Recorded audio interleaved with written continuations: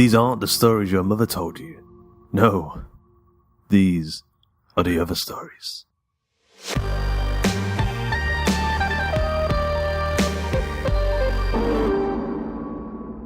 The Last Days of My Dad, written by Luke Kondor, narrated by Joanna Coulton. Don't worry, son. Everything's going to be okay. Craig's father failed to realise that every time he spoke he hurt his son. Each word disturbed the wound, brought out fresh blood, and sometimes required a fresh visit to the nurse for new stitches. Craig winced as he placed a damp slice of kitchen roll over the wound and looked up at the light bulb dangling from the white rope of wire poking through the ceiling. It was dark outside. He was supposed to be asleep, early start in the morning, and he needed the rest. He leaned his back against the kitchen worktop and wished that his dad would just leave him be, would just let him go. "Son?" his dad said, confused, his voice now muffled from the damp kitchen roll. Craig ignored him. His dad was a pain when he was alive, and now, even after death, his dad couldn't stop hurting him. It was only a month ago when the papers were all signed and ready to go. All they needed to do was clear the house, go through and remove his dad's stuff so they could get the place cleaned up, and maybe redecorate a few bits here and there. Nothing fancy. Fresh coat of paint, touch up some of the yellowed white, and then get the place sold, get the whole mess out of his life for good.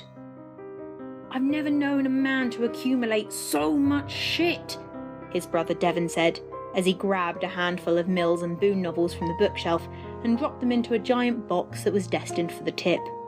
Each time he disturbed the shelf, a puff of dust blew upwards, hazing the air. He sneezed and looked to Craig as if to say, "This is fucking disgusting." It was true though. The living room was disgusting. A lifetime of stuff that his dad would never let go of. He was a hoarder. Any worse and there'd surely be a TV special about him. The real-life Stig of the Dump. He looked at the living room and was amazed that he couldn't see more than a metre square of visible carpet on the floor. All he could see was stacks of old VHS tapes, vinyl records, giant tomes detailing ancient armours, military weapons, and World War II, a particular interest of his. Old shoeboxes stacked atop one another, filled with photos from years gone by. Old friends and family members who Craig and Devon had never even heard of, never mind met. There was a PC too. Craig remembered it well. He'd built the damn thing from scratch. He bought the graphics card, the hard drive, casing, the RAM, installed the OS, and even went as far as bookmarking all of the Wikipedia pages for all of those aforementioned interests. It took Craig a long weekend to get it all together, and he was pretty sure his dad had gotten as far as turning it on before forgetting about it and going back to his couch and his books. He could picture it already. His pap sitting with the curtains shut in his favourite chair in the half-light, hunched over himself, the silver forest of hairs flowering outwards from the top of his neck and leading all the way down into his white vest top as he smoked and pored over his books of the past. The man just couldn't let go of anything. Not even the computer, it seemed. Craig walked over to it, looked at the film of dust that covered the big CRT monitor screen.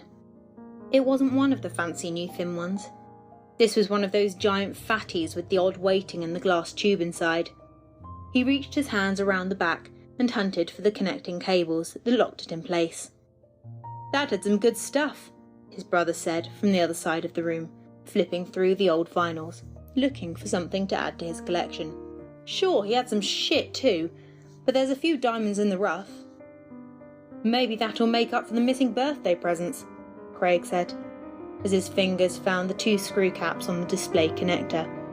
He thumbed them loose and yanked the cable free. "Sure did miss a few of mine." "Yeah, I guess." Craig straightened his back, pulled on the monitor screen, and lifted it upwards, pulled back and felt something. A point, scratch and push into the skin of his arm, breaking it apart and pulling down like a knife against plastic, the blade separating the skin, as if it were simply unzipping it. "Fuck!" he screamed, as he dropped the screen, letting it slam down onto the makeshift computer desk. He clutched his forearm and saw the rusty nail poking out from the side of the wall, with his fresh DNA sample glistening on the end of it. Fuck, fuck, fuck, fuck, fuck! He bit down on his bottom lip and turned away from the computer, almost tripping on an ornamental clock that was sitting on the floor. He kicked it, lifted his hand just long enough to get a glance of the damage. A pink line, about 5 centimetres long, the empty gouge pooled with red. Looking to Devon, he felt his tongue go dry and his head go light. "Dude," Devon said, "are you okay?" Craig's head felt lighter every passing second, more so when the blood found its way through his fingers and splashed down onto the stacks of newspapers, staining the grey-white of the old print. Unsure what was happening at that point, he remembered his brother being sat on the far side of the room, and then suddenly next to him, a little paler, holding out a wet towel, and then Craig was sat on the floor, confused and nauseous. "We need to get you to the hospital," his brother said. "Shit, looks like it's going to need stitches." Craig never liked being fussed over, especially in these situations. He was the kind of person who could be dying and think it impolite to tell anyone about it. So when his brother drove him to the hospital, and the nurse gave him the painkillers, and he looked to the far corner of the room, listening to the crying and coughing of the A&E department, avoiding the sight of the nurse's needle threading through the wound, by the end, he was just glad it was all over. "Eat a biscuit or two, you'll be fine," the nurse said with a simple smile, oblivious to how wrong her words would turn out to be. Nothing would be fine, even with the biscuits. As he laid in his own bed that night, doing his best to avoid the throbbing sensations pulsing through his arm, staring at the ceiling, he wasn't expecting much of anything to happen, especially not hearing his father's voice. The noise, strange. Probably nothing, he thought. He sat up, still groggy, and looked around the room. "Hello?" he said, unsure what he was doing, but just testing the words out. There was silence for a few beats, until, what the? Craig scuffled out the bed, yanked on the lamp switch, and looked round to the bedroom door. His pulse quickened. He looked to the cupboards, under the bed, outside the window. "Hello?" He tried again. His ears followed the muffled noise down towards his arm. He felt like fainting all over again. He lifted it and looked at the white bandage.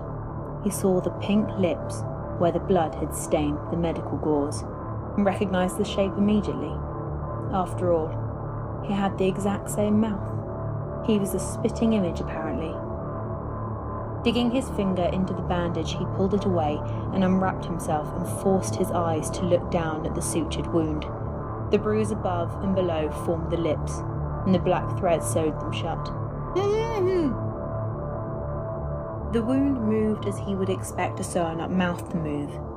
Sure, he couldn't make out what it was saying, but from the tone of the voice and the rhythm and the familiar nuance, he knew exactly what the voice was trying to say.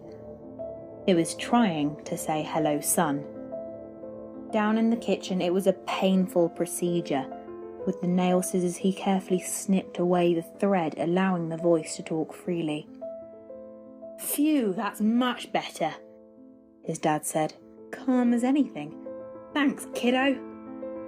Craig looked down at his own arm, amazed, scared, mainly concerned. "I don't understand. Why are you here?" "I don't know what to tell you, kiddo. Last thing I remember is going to bed with a stiff heart, and now I'm here with my son. That doesn't make any sense. That's not how the world works. Yes, well, I don't understand how the internet works, but it still does, doesn't it?" With each word spoken, he felt the cut move and shift, exposing the nerve endings to the cold, painful air. The pain made his eyes well. "Why are you here?" Craig said. "What do you mean?" "You died. We buried you. We fucking put your body in the ground. We mourned you. We said goodbye." "Sorry, kiddo. I didn't mean to hurt." "No, Dad!" You never do! You just can't fucking let go of anything, can you? Over the next few weeks, there were plenty of sleepless nights and fresh bandages. He mostly ignored his dad. He'd been doing it for years anyway. Why stop now?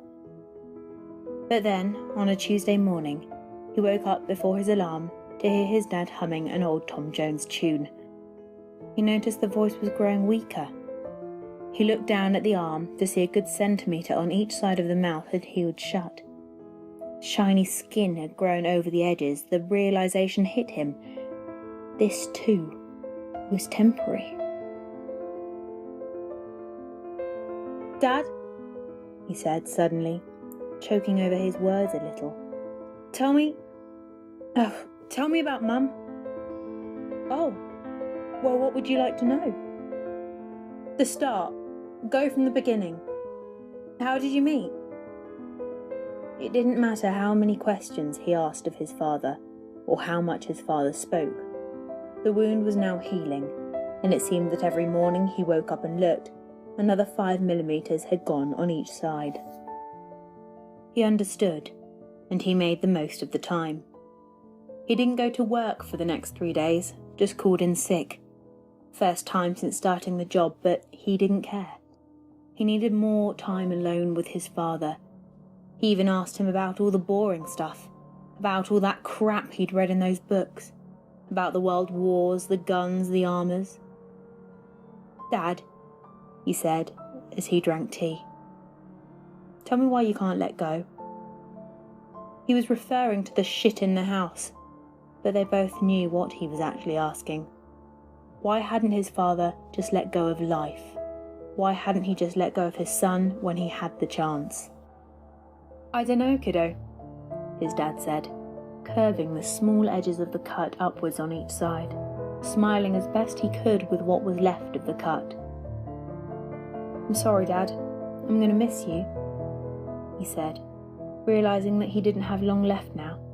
The cut was a quarter of its original size. His body had been busy working away and had cracked on with the healing process. "Don't worry, son," his dad said, each word growing quieter, turning to little more than a whisper as the wound healed over with increasing speed. "I love you. Everything's gonna be okay."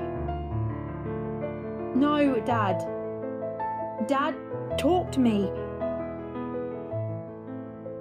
The mouth closed and his dad's voice faded to nothing, leaving nothing more than a glistening pink line across his arm.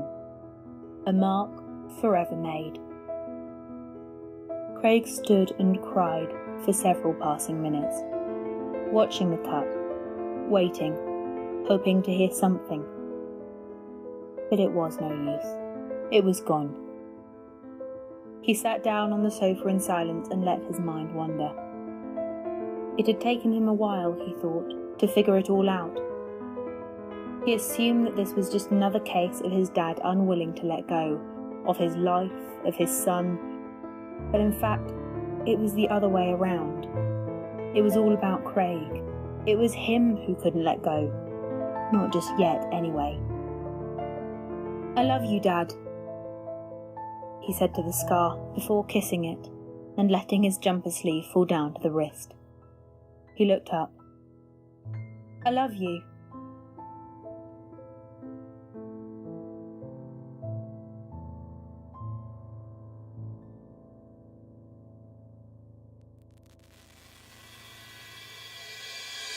I hope you enjoyed this episode of The Other Stories. The Last Days of My Dad was written by Luke Kondor, narrated by Joanna Coulton, with music by Chad Lawson and Tom Robson.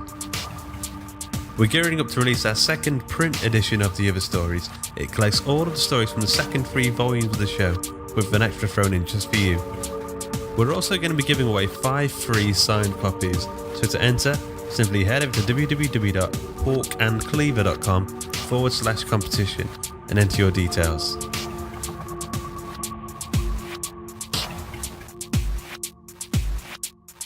Until next time.